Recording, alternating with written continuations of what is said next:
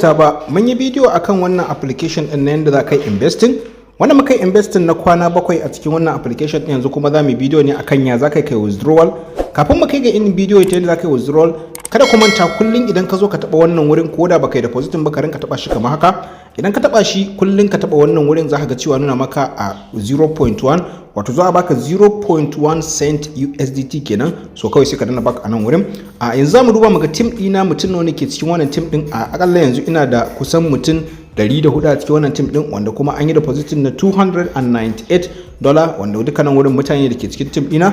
So idan ka ta wannan wurin kuma za ka ga cewa in kana so kai downloading application, kai tsaye za ka taba wannan wurin download, da ka taba zai baka dama kai downloading application. Nan wurin kuma withdrawals ne wanda muka yi a cikin wannan platform din. So idan ka taba nan wurin za ka ga cewa akwai withdrawal records da ke gare mu a nan wurin. In ka taba transaction details, ka taho nan kasa za ka ga cewa akwai withdrawal da muka yi kala-kala. Bayan nan wurin kuma in ka zo ka taba nan wurin akwai gashi nan wannan investment pound ne da muka yi na kwana 7.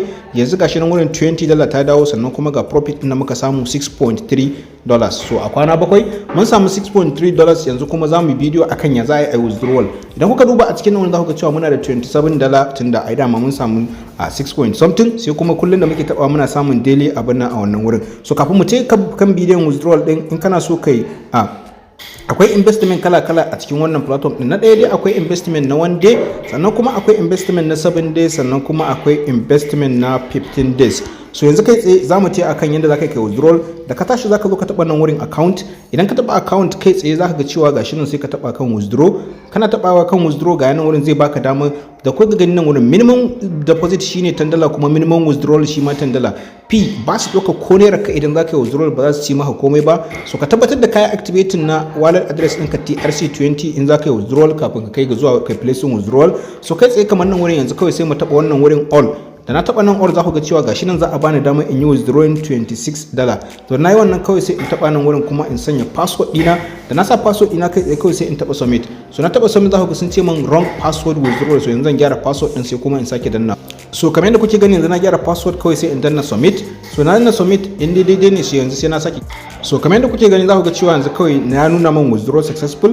In ka taba nan wurin za ka ga cewa akwai gashi nan minus 26.3, wanda kuma mun yi shi ne a daidai 1:56. So bari mu gani zuwa karfe nawa zai nuna mana successful. Bari mu dan yi refreshing mu gani. So kamar yadda kuke gani za ku ga cewa gashi nan mun yi withdrawal din gashi nan daidai 20.56. Yanzu kuma ya shigo within 21 something. So kun ga kenan ya dauki kusan minti 3 zuwa 4 sannan ya shigo cikin wallet din mu. So a nan wurin kenan bari mu duba a Binance mu tabbatar da cewa ya tafi ko bai tafi ba. So bari mu taba cikin Binance din mu gani. Kai tsaye zamu dan zamu refreshing. Bari mu dan yi refreshing domin mu ga cewa shin ya taho nan din ko bai taho ba. So zamu ga cewa a nan wurin cikin Binance har yanzu bai kai ga showing up ba. So amma dai zamu dan kare refreshing saboda kun san cewa kan dan yi holding time kafin ya shigo cikin Binance. Kai tsaye kuma da ya zo a Binance. So shikenan ma gashi nan wurin yanzu ya riga ya showing ga nan wurin 3 seconds ago, wanda kuma za ku ga cewa gashi nan wurin 26.3 USDT muka cire kuma ta shigo nan. Wannan ma in ka duba za ka ga cewa gashi nan wurin 26.3 USDT abinda muka cire kenan. So insha Allah haka ake activating wannan account din, kuma haka ake withdrawal. So idan wannan shine farkon zuwa ka cewa ta mu, kada ka manta ka danna subscribing, sannan ka danna alamar karara domin san bidiyo mu da zarar mun dora. Mun gode. Idan kuma za ka yi sharing kawai kai tsaye za ka taba wannan wurin ne, za ka dauki link ɗinka, akwai invitation rules gashi na wurin. In kai sharing mutum na farko in yi depositing za ka samu 6%, wannan kuma za ka samu 3%, wannan za ka samu 2%, har zuwa dai na 3 kenan. Sai kawai ka danna confirm a wannan wurin. So shikenan sai ka dauki link ɗinka anan kuma kai sharing din shi a duk wasu social media channels da ke gare ka da duk sauran wani abu da za ka yi. Ku sani a koda yaushe we are not financial advisors, kuma sannan a irin wannan platform din risk ne. Idan ka sanya kuɗinka ka tabbatar da cewa risk ka sanya a risky place ne, ba wai a wani safe place ba, a risky ne. In kaga zaka iya kai, in kuma kaga ba zaka iya ba, so kai tsaye ka tsaya ka kuma ci